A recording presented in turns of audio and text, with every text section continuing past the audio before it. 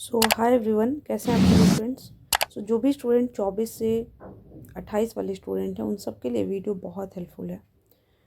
सबसे इम्पॉर्टेंट चीज़ है कि हम सबसे पहले वीडियो में देखेंगे सिलेबस, उसके बाद हम आपको बताएंगे गेस पेपर बेस्ट कौन सा है। पहले सिलेबस कैसे देखना है तो बस हम एक झलक दिखाते हैं आपको।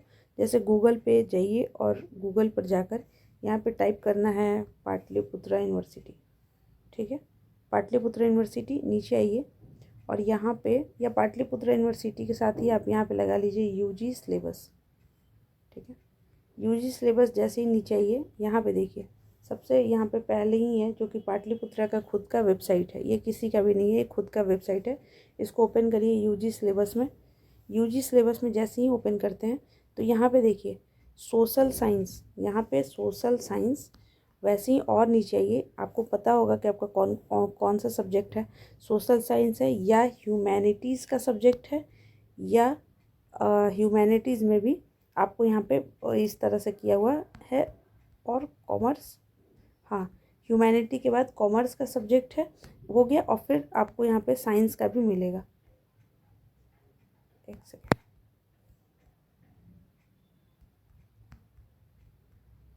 ये सब साइंस का ही सब्जेक्ट है। हाँ, यहाँ पे देखिए ये साइंस का सब्जेक्ट है, यानी कि आपको यहाँ पे ओवरऑल मालूम चल गया कि आपका किस में सब्जेक्ट है। ठीक है, देखिए ये बहुत बड़ा लिस्ट है, इसीलिए यहाँ पे इस तरह से ओपन हो रहा है।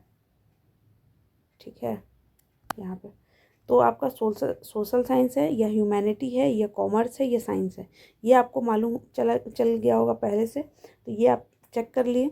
अब यहाँ पे क्या करना है, जो भी स्टूडेंट का जो भी सब्जेक्ट मेजर है, माइनर है, एमडीसी का है, कोई भी सब्जेक्ट है, तो आप यहाँ से डाउनलोड आराम से कर सकते हैं।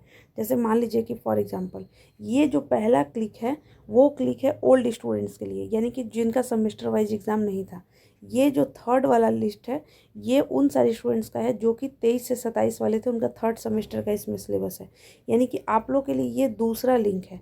इस पर मान लीजिए इसको ओपन करते हैं, जैसे ये इकोनॉमिक है तो इसको हम डाउनलोड कर लेते हैं और हम यहीं पे आपको दिखा देते हैं कि आपका मेजर, माइनर, एमडी जो भी 6 सब्जेक्ट का है उन सब का यहाँ पे आपको लिस्ट मिल जाएगा। ठीक है, अभी हम ये वीडियो स्पेशली यही बताने के लिए किए हैं कि बेस्ट गेस पेपर क्या है। तो सबसे पहले आप सिलेबस देख लीजिए कि सिलेबस डाउनलोड कैसे करते हैं, देन हम आपको वो भी बताएंगे। चलिए देखिए, यहाँ पे डाउनलोड हो गया और ये बता रहा है कि न्यू एजुकेशन पॉलिसी के तहत सारे यूनिवर्सिटी में सेम सिलेबस रहेंगे। ठीक, अब यहाँ पे देखिए सबसे पहले आपको पढ़ना है मेजर 1। ठीक, मेजर 1, देन फिर माइनर का पढ़ना है, फिर ऐसे। तो बस हम यही देखेंगे, इंट्रोडक्टरी माइक्रो इकोनॉमिक्स। अब आपको इससे अभी मतलब नहीं होना चाहिए, अभी आप बस इस पे मतलब रखिए। और नीचे आइए, माइनर में आपको क्या पढ़ना है, जो स्टूडेंट का माइनर होगा, जो स्टूडेंट का इकोनॉमी माइनर होगा उनको ये पढ़ना है, फिर इससे भी मतलब मत रखिए। वैसे ही आप अपने हिसाब से मल्टी डिसिप्लिनरी कोर्स में क्या पढ़ना है, फिर एबिलिटी इन्हेंसमेंट कोर्स में क्या पढ़ना है, इस तरह से आप यहाँ पे देख लीजिए। ठीक, अब यहाँ पे देखिए जो भी स्टूडेंट का फर्स्ट सेमेस्टर में इकॉनमी है तो उनको यहाँ पे एक टॉपिक दे दिया गया है और यहाँ पे यूनिट वाइज में आपको दे दिया गया कि ये आपका सिलेबस है, 4 यूनिट आपको पढ़ना है। अब यहाँ पे 4 यूनिट पढ़ना है इन द सेंस, अब यहीं पे बात आती है कि बेस्ट गेस्ट पेपर कौन सा है।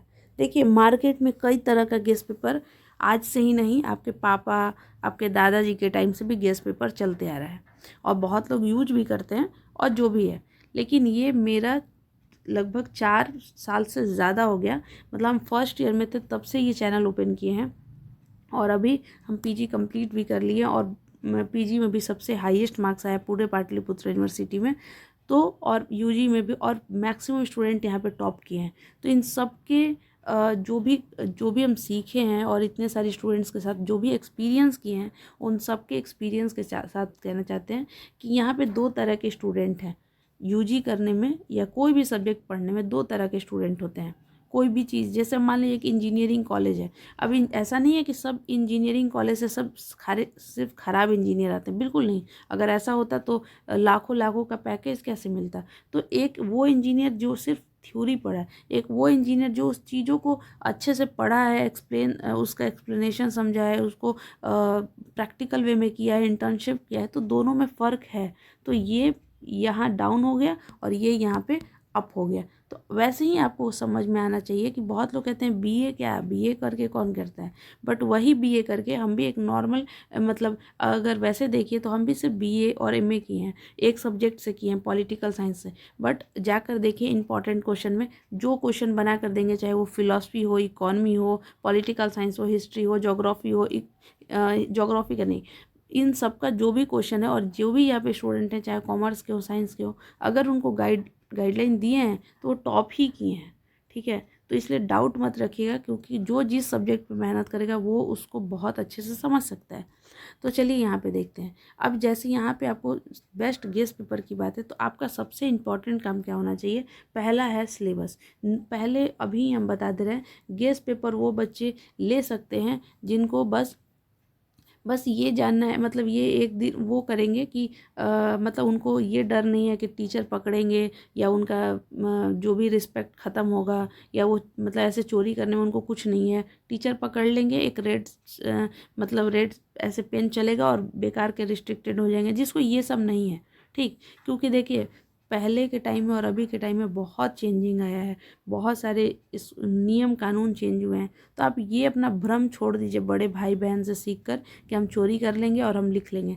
प्लीज़ छोड़ दीजिए इन सब चीज़ों को। और फिर भी अगर कोई ऐसा कर रहा है तो फिर वो उसको कोई नहीं रोक सकता। ठीक, हम ये सेक्शन की बात कर रहे हैं जो सच में जेन्युइनली पढ़ने वाले हैं, जो कल आने वाले टाइम में बहुत अच्छा कुछ करेंगे। तो अब बस हम उन सेक्शन की बात कर रहे हैं। तो सबसे पहले आप क्या करिए कि सिलेबस देख लीजिए अपना। ठीक है, जिस तरह से हम बताएं सिलेबस देख लीजिए। अब सिलेबस में भी थोड़ा सा हम बता रहे हैं कि देखिए सबसे पहले क्वेश्चन कहाँ से आने का 100% चांस है, वो ये सब सवाल है।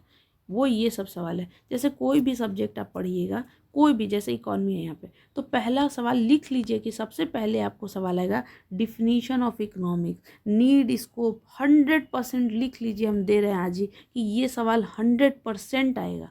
ठीक है, अब यहाँ पे सप्लाई एंड डिमांड पूछ रहे हैं आपसे, तो सप्लाई और डिमांड में मतलब इस 4 टॉपिक का जो मोटे मोटे तौर पर जो बातें पूछी गई वो एकदम आपको आना चाहिए, 100% आपको आना चाहिए कि market for the factor of production. अब ये डायरेक्टली इस पे सवाल बन जाएगा, आप कैसे लिखिएगा, आप किस तरह का फ्लो चार्ट बनाइएगा, आप किस तरह से डिफिनीशन लिखिएगा, आप किस तरह से किसी थिंकर की बातों को लिखिएगा, कौन कौन से फिलोसफर अच्छे हैं, तो कंक्लूजन कैसे लिखिएगा, आज के टाइम में किस तरह से सिनेरियो है, क्या सच में मार्केट का जो मतलब क्या क्या ऐसा रीजन है जो कोई भी प्रोडक्शन पे वर्क करता है, या क्या सच में आज के टाइम में सप्लाई और डिमांड बैलेंस है, या सप्लाई मतलब डिमांड बढ़ते जा रहा है और सप्लाई कम होते जा रहा है। जैसे एक एग्जांपल के तौर पे देखिए, अपने लेमन लैंग्वेज में समझते हैं तो देखते हैं कभी कभी प्याज का डिमांड बहुत हो जाता है और प्याज बिल्कुल मार्केट से बिल्कुल गायब,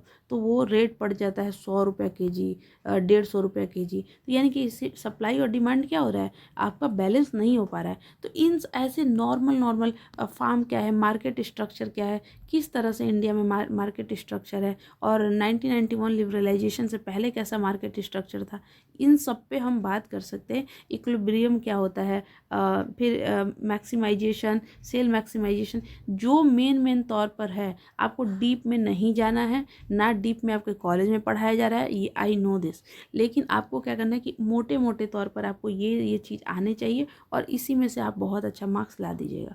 नोट्स कैसे बनाना है सब पे चैनल पर बताया गया है, आप चैनल पर फॉलो करिए और जो भी आपको पूछना हो कमेंट सेक्शन में पूछिए। सो वीडियो काफ़ी लंबा हो गया, आई डोंट नो कि मतलब इतना मेरा मन नहीं था इतना बड़ा बनाने का, बट हो गया और आई थिंक आपके लिए हेल्पफुल हो। तो सबसे पहले आपको सिलेबस, दूसरा आपको उसके साथ नोट्स, और तीसरा जो मोस्ट इम्पॉर्टेंट है वो है previous year question paper. Previous year question paper सिर्फ 1 साल का अवेलेबल है, जो आपसे 23 से 27 वाले पहले वाले बच्चे का एग्ज़ाम हुआ है उनका बस 1 साल का पेपर है आप लोगों के लिए। ठीक, उस पेपर का 100% सवाल आएगा, हू बहू आएगा। ये बात का कैसे हम कह सकते हैं, क्योंकि अभी तो दूसरा पेपर कभी हुआ नहीं है, इस बात का एक्सपीरियंस के अनुसार कह सकते हैं कि क्वेश्चन जो है प्रीवियस ईयर का ही रिपीट करता है, बिल्कुल करता है। ठीक है, बहुत कम माइनर का ऐसे चेंजिंग होता है। तो आपके पास सोल्यूशन क्या है कि अगर आप जिस भी कॉलेज में हैं अपने भाई बहन सीनियर से आप प्रीवियस ईयर पेपर मांगने का कोशिश करें, और अगर नहीं मिलता है तो मेरे पास पेपर ज़्यादा तो नहीं है या सारे सब्जेक्ट का नहीं है, बट जो भी है उसके लिए आपको पेमेंट करना पड़ेगा, इसलिए आप अपने तरफ से कोशिश कर लीजिए, मिल जाए बहुत अच्छा, ठीक है। और वैसे अगर किसी को चाहिए तो नंबर है 6206609855, ठीक है। तो इस पर आप मैसेज कर सकते हैं। बट हम यही बता रहे हैं कि अभी लेकर 10 मिनट से ज़्यादा हो गया, आपको बस इतना ही कहेंगे कि जितना हम चीज़ें बता रही हैं यहाँ पे, ये नंबर और ये सब का तो आप छोड़िए, जितना कुछ बता रहे हैं, लिखने का तरीका किस तरह से लिख सकते हैं, 32 पेज कैसे लिखना है, MCQ कैसे सॉल्व करना है, शॉर्ट क्वेश्चन कितना आता है, लॉन्ग क्वेश्चन, इन सब पे अगर आपको जानकारी चाहिए तो कमेंट सेक्शन में ज़रूर बताइए। कंटिन्यू वीडियो अपलोड किया जाएगा। So thank you so much, wish you all the best.